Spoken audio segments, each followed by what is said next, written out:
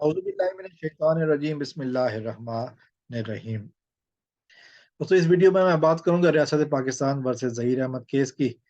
और जो कुछ मीडिया रिपोर्ट्स आ रही हैं उसके मुताबिक गैंग अपने हद तक आखिरी कोशिशों में लगा हुआ है कि किसी तरह इन मुजरिमों को, इन मुजरिम ज़हीर को, इस मुजरिम इस दरिंदे शब्बीर अहमद को और इस बाकी जो इनके अफराद हैं इनको बचाया जा सके। प्लानर नूर बीबी और बाकी सब लोगों को बचाया जा सके।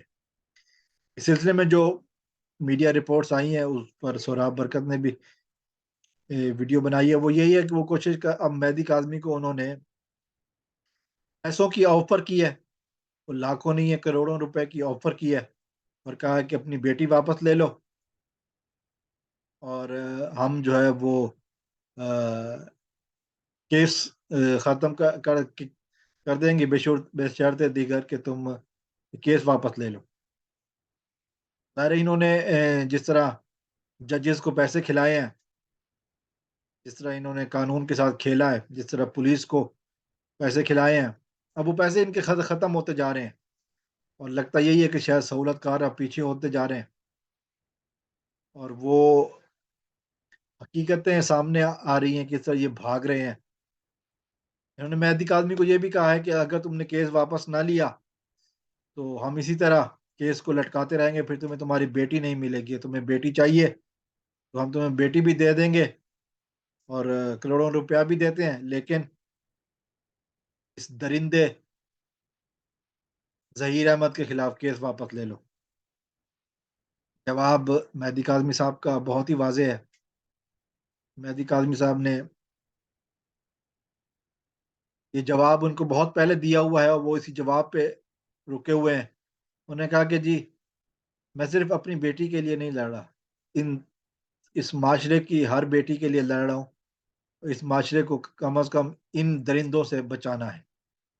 वो साफ़ इनकार कर चुके हैं, लेकिन जो धमकियाँ, जो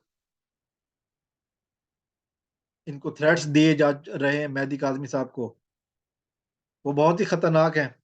और उन थ्रेट्स में एक थ्रेट्स ये भी है कि शायद बच्ची को मार दिया जाएगा चाइल्ड प्रोटेक्शन सेंटर में, या शायद जज जज साहब जब बयान के लिए बुलाएंगे तो हो सकता है कि इनकी पसंद का जो डीएसपी है शौकत शाहनी, वो बच्ची को की गाड़ी को कहीं और घुमा के ले जाए या ये अदालत में आते हुए इसके ऊपर हमला कर दें। तो बहुत ही खतरनाक सूरत हाल है, लेकिन मेहदी काज़मी डटे हुए हैं। उन्होंने किसी भी किस्म का दबाव लेने से इनकार किया है।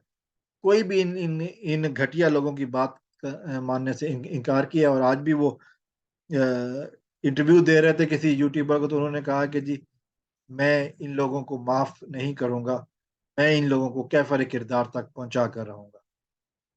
मेरे ख़्याल में ये बहुत ही वाज़ेह अल्फ़ाज़ मेहदी काज़मी साहब ने इस्तेमाल किए हैं और यही इन लोगों के लिए क काफ़ी है कि आपके लिए बचने की कोई जगह नहीं है।